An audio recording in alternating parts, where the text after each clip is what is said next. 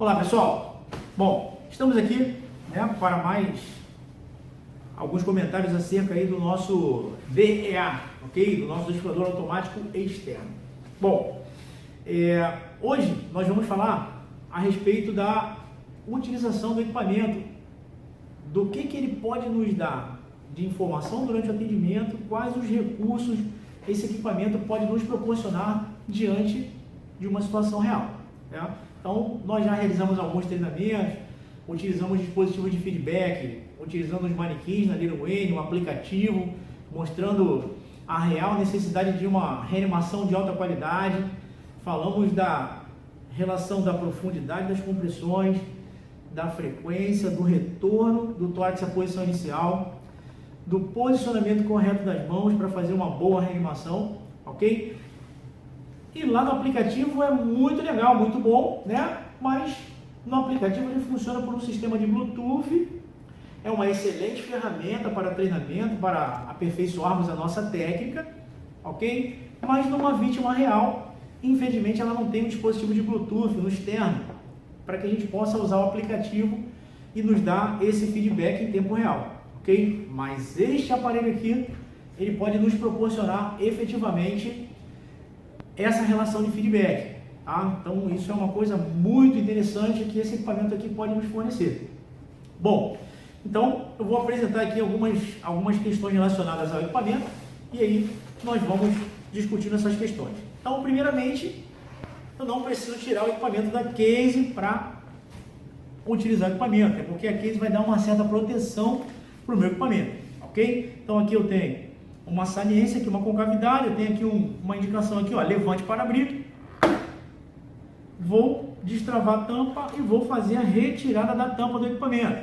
Notem, tá, que o fabricante desse equipamento aqui, ó, ele teve uma sacada interessante, que ele utilizou a tampa do equipamento para nos auxiliar no processo de ressuscitação, de modo que nós colocamos a tampa entre as escápulas do indivíduo, e o indivíduo, assim como mostrado aqui no desenho, vai estar com o posicionamento do pescoço hiperestendido, facilitando assim a abertura das veias aéreas e a passagem do ar, ok?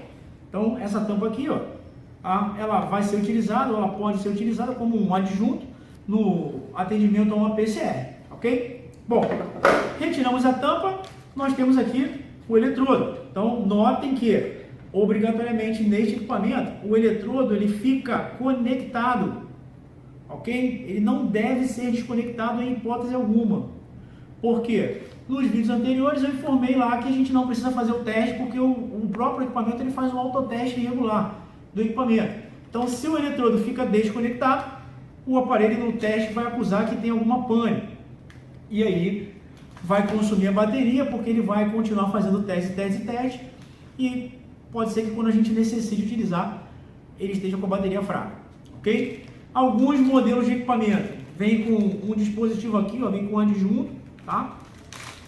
Que contém uma tesoura, corta-vés, para que a gente corte a blusa do indivíduo e exponha o tórax do indivíduo, ok?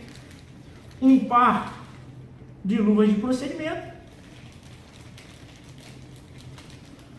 uma toalha de papel, caso o indivíduo esteja com o tórax molhado ou suado, para que a gente possa efetuar a secagem antes da colocação dos eletrodos, e um aparelho de tricotomia, ok? Para que a gente possa raspar os pelos do indivíduo, caso o indivíduo seja muito peludo. Então, essa é uma informação extremamente importante, tá? Se o indivíduo for muito peludo, tiver o tórax muito peludo, obrigatoriamente eu preciso fazer a tricotomia para conectar os eletrodos. Conectar os eletrodos sobre o tórax peludo não vai fazer com que o equipamento funcione da forma correta. Ele pode começar a funcionar e no meio do atendimento o aparelho ele pode nos informar que o eletrodo está desconectado.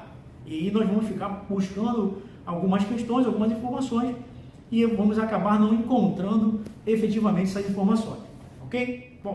Bom pessoal, então como estamos visualizando aqui, na própria tela do equipamento nós temos várias informações, e a gente observa aqui é o início do processo. Então eu tenho aqui, ó, a primeira imagem aqui é o indivíduo chamando a vítima para avaliar a consciência e constatar a parada. A parada constatada, o serviço de emergência deve ser acionado. O desfibrilador conectado tão logo esteja disponível. tá? Se choque indicado, o próprio equipamento ele vai mandar apertar o botão de choque, então vai aparecer aqui no meio do botãozinho aqui com o coração, uma luzinha piscando, indicando que a gente precisa apertar. Após a aplicação do choque, a gente vai seguir para a sequência de 30 compressões para 2 ventilações para o processo de ressuscitação convencional. Caso eu não vá fazer as ventilações, eu vou utilizar o processo de compressões ininterruptas. Na sequência, quando eu ligar o equipamento, né, nós vamos perceber que o equipamento ele vai, primeiramente, dizer que o aparelho está ok, vai identificar qual o eletrodo está conectado, porque eu posso estar com o eletrodo adulto conectado, tanto posso estar com o eletrodo pediátrico conectado, então o próprio aparelho ele vai dizer isso para a gente, vai informar qual eletrodo está conectado, e à medida que ele vai seguindo passo a passo, cada luzinha em cada uma das etapas aqui vai acendendo e vai ficar piscando, tá?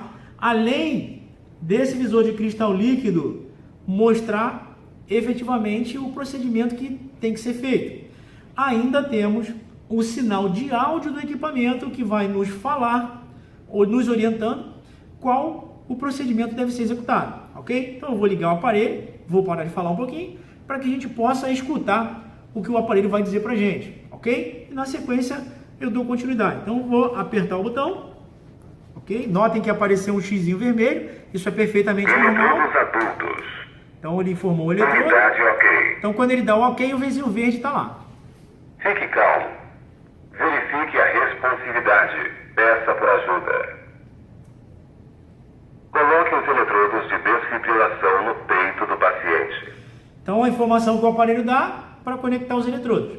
Então como estamos com o equipamento aqui e não vamos conectar, ele vai repetir a informação. Coloque os eletrodos de desfibrilação no peito do paciente. Então notem que eu tenho aqui no visor a palavra choque, com 2 zerinhos do lado, que significa que o aparelho não deu nenhum choque, ok? Coloque os eletrodos de desfibrilação no peito do paciente. E logo aqui ao lado, eu tenho um relógio que está marcando o tempo desde o momento que eu liguei o aparelho até o momento do desligamento do aparelho, ok? Coloque os eletrodos de desfibrilação no peito do paciente. Bom, ele continua repetindo essa sequência. A sequência natural seria ele mandar se afastar, ok? Para que pudesse fazer a análise e na sequência mandar executar a ressuscitação. Coloque os eletrodos de desfibrilação no peito do paciente. Bom, pessoal, por que o aparelho não dá sequência? Porque o eletrodo está desconectado, ok? Então o eletrodo está aqui, ó, está desconectado. Então não tem como dar Coloque sequência os a eletrodos esse de processo. desfibrilação no peito do paciente.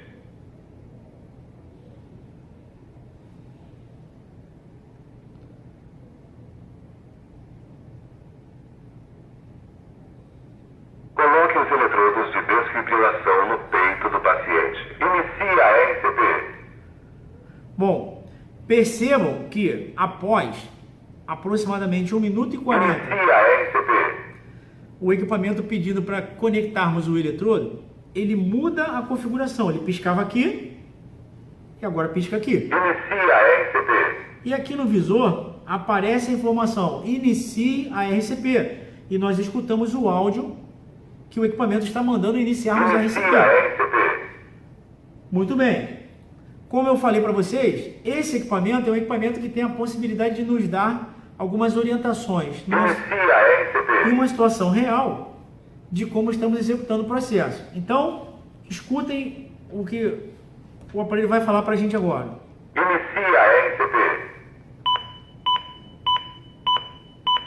Comprima mais forte. Opa! Compressões boas. Beleza? Bom, pessoal, o que significa esse pi intermitente? Esse pi intermitente significa a frequência na qual nós devemos executar as compressões torácicas. Então, como eu havia dito a vocês, tá? Esse equipamento, em tempo real, conectado ao tórax do paciente, ele tem a capacidade de nos proporcionar uma orientação no como devemos manter a frequência da ressuscitação desse indivíduo, ok? Então notem que se eu paro de executar o movimento, ele vai mandar eu continuar a reanimação. Continue a RCP. Ok? Então eu iniciei a RCP. Ele começou mandando eu iniciar a RCP e agora ele manda eu continuar a RCP. Ok? Então, Pare a RCP. Coloque os eletrodos de desfibrilação no peito do paciente. E aí, vocês perceberam que quando eu desliguei, ou melhor, quando eu desliguei o aparelho, antes de eu desligar o aparelho voltou para essa tela aqui, mandando eu conectar os eletrodos no tórax do paciente. Por quê?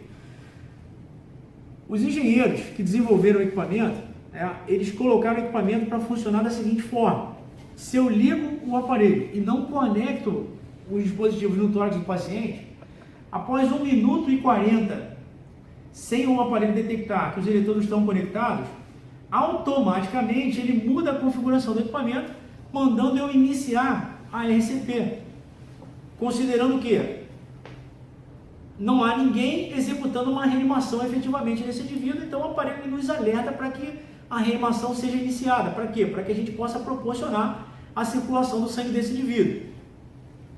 Após 2 minutos, que é o tempo de utilização do equipamento para que ele faça uma nova análise, ele manda a gente parar a ressuscitação e vai entrar em módulo de análise novamente, mas identificando que o eletrodo ainda não foi conectado ou não está corretamente conectado no tórax do paciente, ele vai mandar a gente verificar os eletrodos. E se esse processo continuar, após 1 minuto e 40, ele repetindo a frase, verifique os eletrodos, verifique os eletrodos, verifique os eletrodos, ele novamente vai mandar a gente iniciar a reanimação por mais 2 minutos e vai seguir assim essa sequência, ok? Então, espero que tenha sido esclarecido essas questões.